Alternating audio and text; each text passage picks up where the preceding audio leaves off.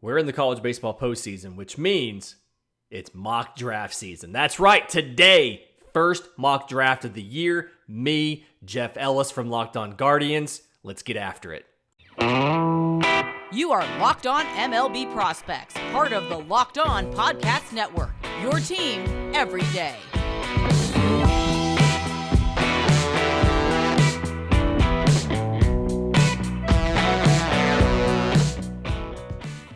Hey, folks, welcome on into the LockedOn MLB Mock Draft. I'm Lindsey Crosby, host of LockedOn MLB Prospects. He's Jeff Ellis, host of LockedOn Guardians. And together we are alternating for the first LockedOn Mock Draft of the year. So the way this will work, I have the odds, Jeff has the evens. We are doing this mock as if we are these teams. So we're going to give you our picks. We're going to give you our justifications. What am I forgetting, Jeff? We good? We're doing it as what we think the teams are going to do today, correct? Or are we doing our big? Yeah, okay. No, yes. We are doing, yes, this is what the teams are going to do. So, if you are, say, the Mets, you are going to draft a guy and then not offer him a contract and let him go back into the draft. Like, that's the thing you're going to do. So, all right, first pick. So, I am the Baltimore Orioles. And with the first overall pick in the LockedOn Mock Draft, and this was tough for me, but I am taking Druw Jones, the outfielder from Wesleyan. And we were talking before the mics came on. There's a lot of conversation about, one, Baltimore so often has gone under slot with a college guy and saved that money for something later. And for those of you who are new to the MLB draft, the analogy there is like trading down in the draft. Okay, you could take a lesser talent here, save the money, and get a better talent later. I think that in this class is just lacking in like that top end talent. And I think if you this is one, go ahead and get the player versus trying to take in the quantity, because you have a good farm system. And the point that you made is we don't have a ton of middle infielders in this system. So absolutely could have seen something like a Jackson Holiday here. I really considered that.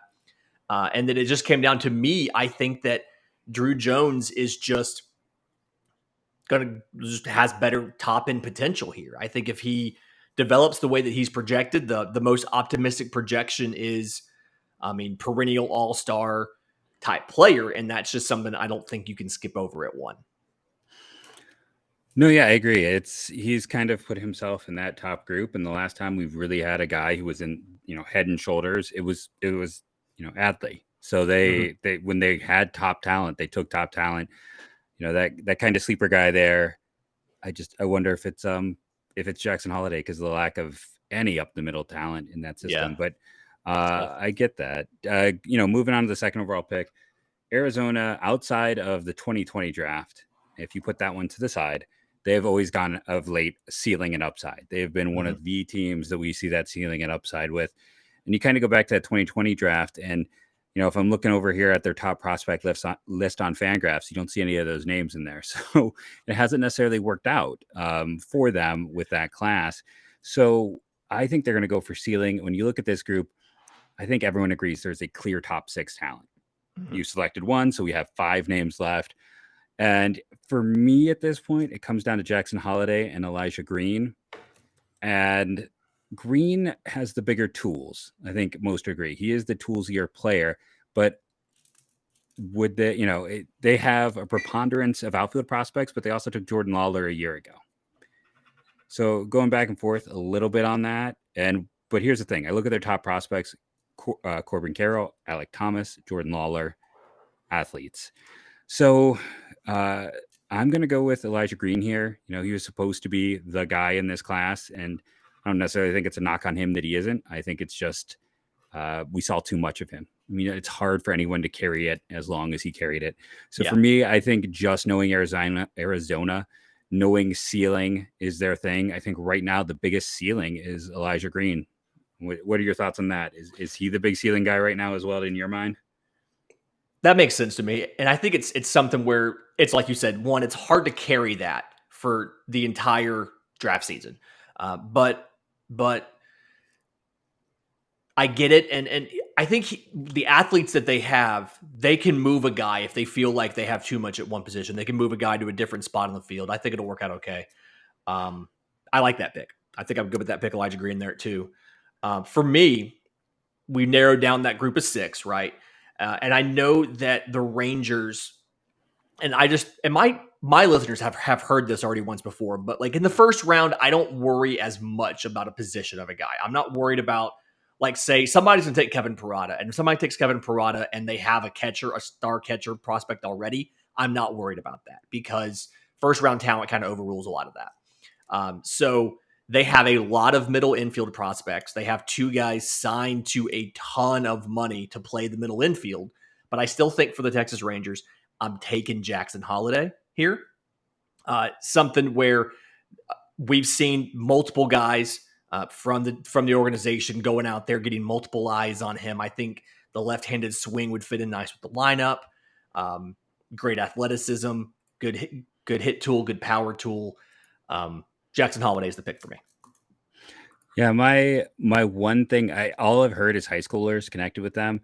My one resident retinant, I can't say the word. My one concern with that is I don't think they have drafted a high school prospect high since Cole Winn and Owen White. Now both of them are top prospects, but I will say that's, if you want kind of a sleeper heading into that, one of the college guys could be. But again, that goes against everything that is being said. So that's, I totally get why, and again, shortstops rise. If we're going to continue, we talked about trading down. The quarterback of the MLB draft is the shortstop. They always rise on draft day. Brings us to Pittsburgh. I think Pittsburgh hit it out of the park last year. We were talking beforehand. Like I had Henry Davis number 1 on my board because of the flexibility he provided financially, as well as his ceiling. They're building things up there. And when you look at this class, I think, I know one could look at Parada and be like, oh, they took a catcher a year ago. Now, remember, San Francisco took Joey Bart, Patrick Bailey back-to-back years. It doesn't really mean anything. Teams always need catchers. There's always value in that. But I still think the top college player is Brooks Lee. I had a late first-round grade on him out of high school.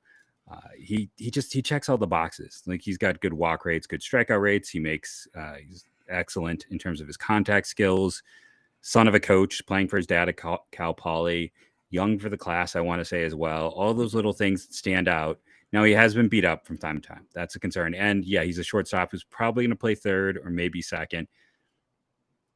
But he just hits. He plays well. I think he's a safe player. And I think kind of looking at this grouping, I could be wrong here, but I think he might also be cheaper than Parada just because of positional value and the thought that he's not really a shortstop. So I'm going to go with Brooks Lee because I still think he's the top college player, and I think Pittsburgh will lean college here. Yeah, and I just had a crossover with Ethan of Locked On Pirates the other day, and I think that this Pittsburgh team has the ability to compete sooner rather than later, and I see Brooks Lee as a guy who could probably move pretty quickly through your system and be able to contribute. So I like the Brooks Lee pick. At 5, I feel really bad for Mike Rizzo because we know Mike Rizzo loves a good college pitcher, and there's just not college pitchers at 5 in this class. There's nobody to take. May not be one at 25. But exactly. And so I'm like, I feel bad for this guy. I mean, that's the thing that he does. But but kind of projecting off of that, he still likes the college players, the proven college players.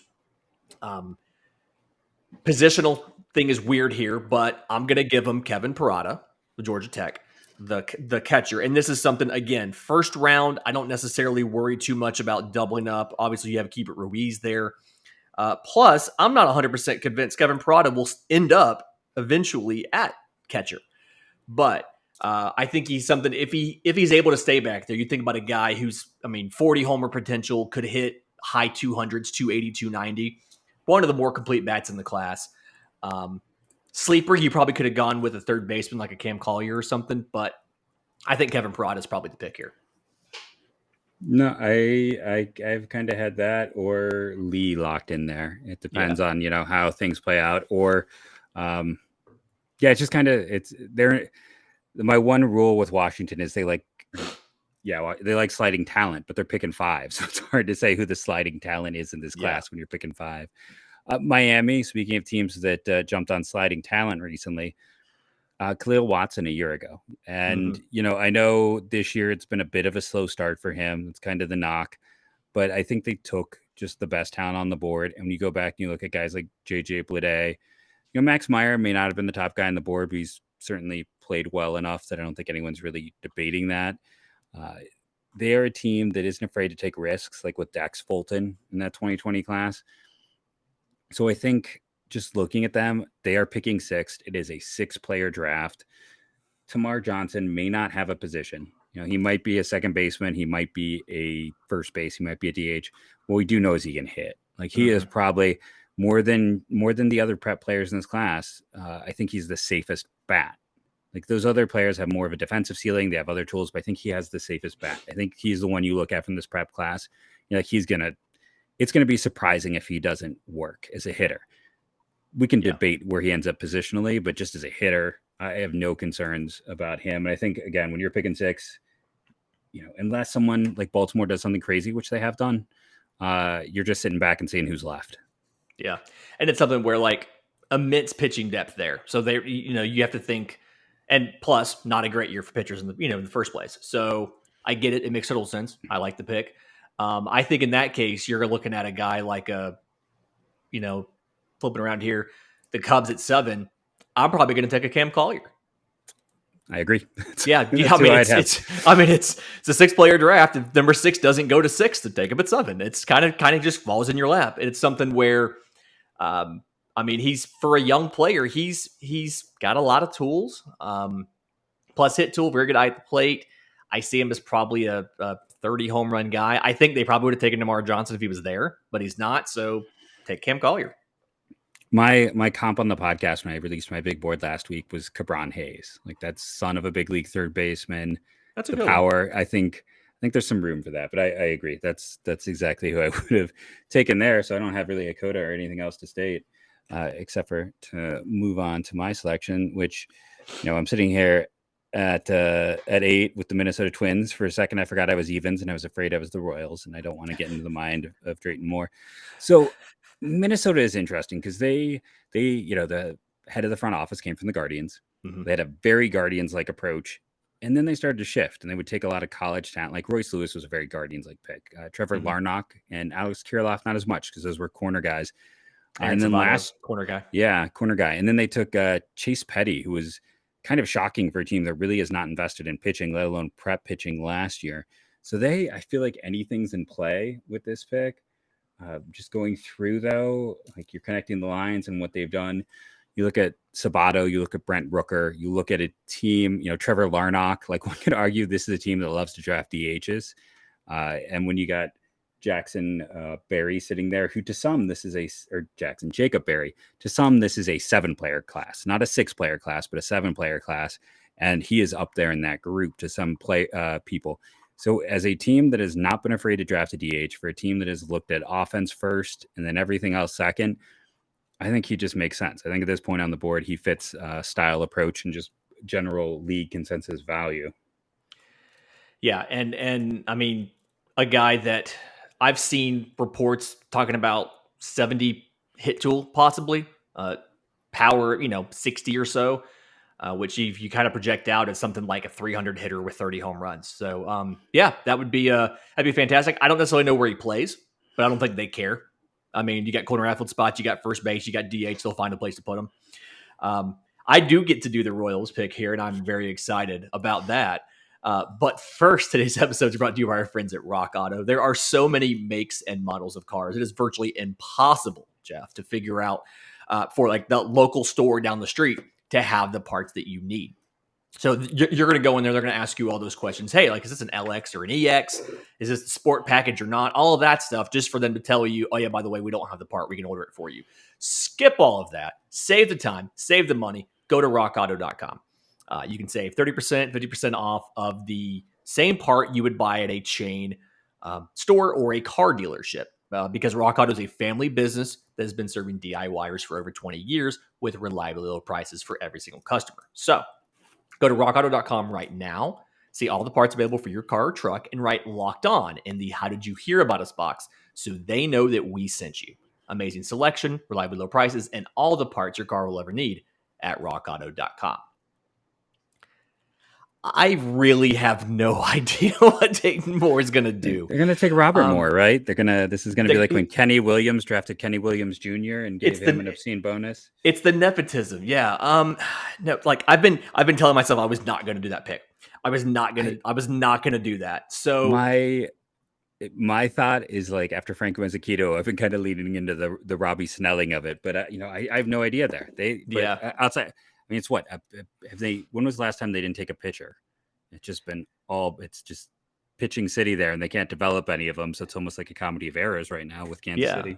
And I'd love to give them a pitcher, but it's just something where like there's not a pitcher who's worthy of a top 10 pick right now. It's just not in this class. So I think I'm going to go a little bit outside of the box. I'm going to give them, they've got some heralded infielders. Obviously Bobby Witt just got called up, things like that. I'm going to give them somebody for the outfield. So I'm thinking, especially after the postseason that he's having right now, Gavin Cross, the outfielder from Virginia Tech, going to the Royals at 9. I feel like it's a little early for this, but at the same time, I think he'd have been great for the Twins at 8, honestly, but I can't think of who else. The Royals are going to do something crazy, and until I can predict that, I'm just going to go with what I think is the right thing to do, and then let them prove me wrong. Yeah, I don't. They're kind of all over the place, and it's like I said, it's just been the fact that they keep drafting arms, but they have. It was like in our group chat, I made the joke about. I think it was with the Royals. It's like there was a trade occurred, and someone asked you, like, "Hey, can I get some information?" And there's me being a jerk and very snidely, like, "Well, hey, he's coming from the Royals. That means he's got some development left in him." Just because they just don't develop pitchers. I don't know why. It's like they don't want to do it. They don't want to do it. And the one thing we know is they won't draft any pitcher under 6'3". So that's the one thing if they do go pitcher, you can just start eliminating. Like Dylan Lesko would have never been in play to them. Nope. But too short. So yeah, it's they discriminate against short kings is what they do.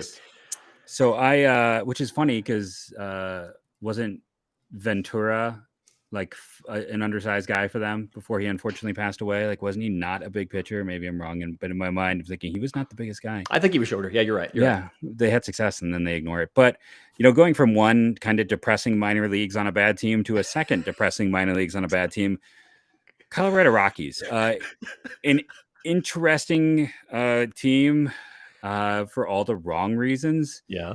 Like, okay, so everyone who knows me, for those who don't, who are just used to Lindsay, I used to write a Scout. I used to write it 24/7 as a draft prospect analyst and draft analyst.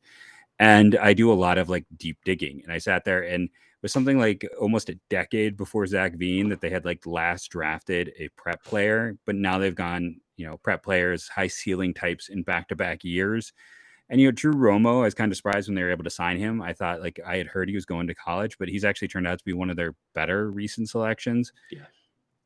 So when you look at like who's available at 10, like I'm just kind of looking at like who are the ceiling guys. And I feel like someone who is rising, and we can talk about just throughout this list already. It's like Druw Jones, who Andrew Jones, Brooks Lee's dad being a Cal Poly coach, Jackson Holiday, Matt Holiday, Elijah Green, Eric Green, Cam Collier, Luke Collier. I think and there's so many other like guys lined up for this, so you can't even necessarily guess. But I think Justin Crawford from Bishop Gorman in Nevada, son of Carl Crawford, fits with Benny Montgomery and Zach Veen. Is that like ceiling athlete, power potential? There are some concerns, but that's also a really good developmental high school, and that stuff matters. Mm-hmm. You talk to teams, they know, like, okay, he went to. No, this is bad. I'm blanking on the California school that teams love to go to because they always, do such a nice job. Teams know certain programs coach up his bloodlines, his power, his size. I think if they're looking for another guy in that vein, and if you're like 3 years in a row with an outfielder, the minors have nothing in it. Let's be honest. Like, it's not a good minor leagues. So if they sit here and take another one, it's not like that's setting them back because they're already all the way in the back. Yeah, that's a good one. It kind of leaves me, the Mets are in a weird place here, right? They like the super athletic guys. I feel like the super athletic guys at this point have been taken early, but it's too early to take, to go out there and get some sort of pitching, so some sort of pitcher yet. I guess he's sitting there. It's not what Epler likes to do. Like, I'll acknowledge that Billy Epler likes the super athletic dudes. But I think that they're probably going to save, they're going to try to save a little bit of money. A guy, a cornerstone, you look at what they need right now at the big league level, a guy like a Jace Young, third baseman from Texas Tech. Someone where I honestly thought like he'd be a good fit at 10. So I think he ends up going at 11. And it's simply because there's not that super athletic Justin Crawford type left right here. This is just kind of that shallow area of the draft. So Jace from Texas Tech going to the Mets at 11. I think it's a solid pick. Even up to the Twins, I think he could be in play. So I think, and to me, he's the best player left on the board. So I totally get all of that there. The Detroit Tigers are very interesting because they have never drafted a shortstop in the first round. Or no, that's not true. They've drafted two. One of them being Scott Moore. And then I'm blanking on who the other one was. This is what I like to tease my Tigers friends about, that like every year, we heard last year, they were all about Marcelo Mayer. They were like, that was number one on the board. No way he's there. And then they pass. So, there are some interesting shortstops here, but I am just immediately going to look past all the interesting shortstops because they do not draft shortstops. And when I look around at what is kind of left on the board, they do like big, hard throwers. And then you got the kid from Michigan right there and Brock Porter, who fits their style. Now, they have not taken a lot of prep talent since Dave D left. They've been kind of a little more college-y. I know they took Jackson Jobay and they took Riley Green. But, in terms of, there's been a little bit more of a college lean. But I think in this case, the guy who's been in their backyard, they can scout all year, who to many people is a top 10 talent and fits their model. And let's be honest, they've been actually really good at pitcher development. Love them or hate him. Look what Tarek Skubal's doing this year. Casey Mize hasn't been as strong, but he took a step forward last year. Manning, they've been good at developing arms. So why not lean into that? Yeah, local guy there. And then on my thing, I also think this is probably the first place where somebody genuinely considers, like here, 12, 13 is where somebody thinks about Kumar Rocker. Probably, this is probably it. He had one start under his belt. It looked good in the start from what I've heard. But I think this is probably the cap of where people start considering a Kumar Rocker. I've got the Angels at 13. Before I do that, today's episode is brought to you by our friends at Built Bar. Do you love chewy, chocolatey brownies? What if it was What if it was a caramel brownie with caramel swirled on top? Yeah. So you can have all of that chewy, chocolatey deliciousness plus 17 grams of protein because the caramel brownie bars are available at built.com right now. You have to act fast, limited time thing. These do sell out. They are a fan favorite, but these are better than dessert for you. 130 calories, 17 grams of protein, 4 grams of sugar. Just replace a regular brownie with Built's caramel brownie bar and you're good. 100% real chocolate. You're not sacrificing taste for your health. There's a million reasons you should be eating Built Bars, but this will rock your world, and not an understatement. It's guaranteed to rock the earth that you stand on. Go to Built.com, use promo code LOCKED15 and get 15% off your order. That's promo code LOCKED15 at Built.com. Is it just me, or does this one feel like it's kind of easy? It's the Angels, so they're probably going to take a pitcher. And they're probably going to take a college pitcher because they took 20 pitchers last year. 19 of them were college pitchers. They signed 18 of them. And one of them's in the big leagues this year. One of them's in the big leagues already. Yeah, Jay Silseth is already up. So Gabriel Hughes, righty from Gonzaga. I know that there's guys that they would think about. They'd probably think about a Susac or something like that. But it's just, Perry Manassian's going to take a pitcher here. He did that. He took 20 pitchers last year. He's going to take one here because that's what they need. So Gabriel Hughes from Gonzaga.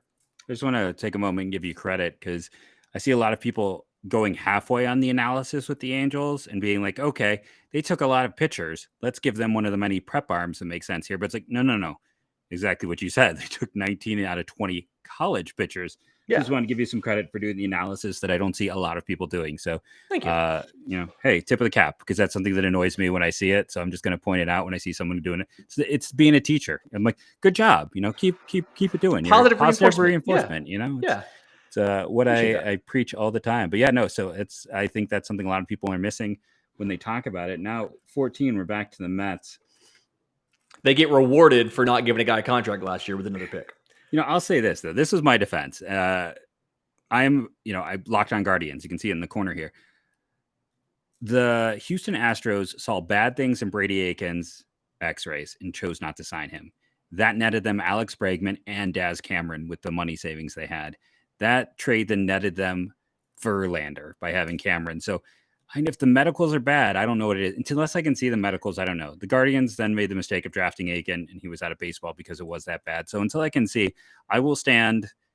I'm not necessarily saying what the Mets did was right, but as we discussed before on the air, what Boston did was even worse with Jude Fabian in the second round, where they just ignored his bonus demand. With Kumar, at least it was like the Mets got scared by medicals. Yeah, and I'll give them that. So Valid. that's my one statement to kind of give them a little bit of credit. But I think at this point in time, you're looking at the Mets, you're looking at boards, you're looking at value. Would they take when you got 2 first rounders, does it make sense to go and risk a Dylan Lesko right here, who probably would be considered like one of the top 7 talents in a normal draft class? They could also consider Susac. And I'm not going to be scared off about the fact that like their top prospect, or one of their top prospects, I should say, is also a catcher, because he's more of a defensive type and Susac's more of an offensive type. It's just back and forth, because we are at this point where it's like there is that top 7, and then for me there's like 4 more guys, and then the next 30 are all about the same. This next group of 30 could go any way. But if you're talking about ceiling, you're talking about upside, you're looking at that type of guy. Cole Young probably is the ceiling player right here. Now, it might surprise people, but again, shortstops rise. I really like Cole Young, though I actually have Jet Williams higher in my personal rankings, but because Williams is so small, that is going to take a big leap of faith that I don't have the belief that the Mets would be willing to make.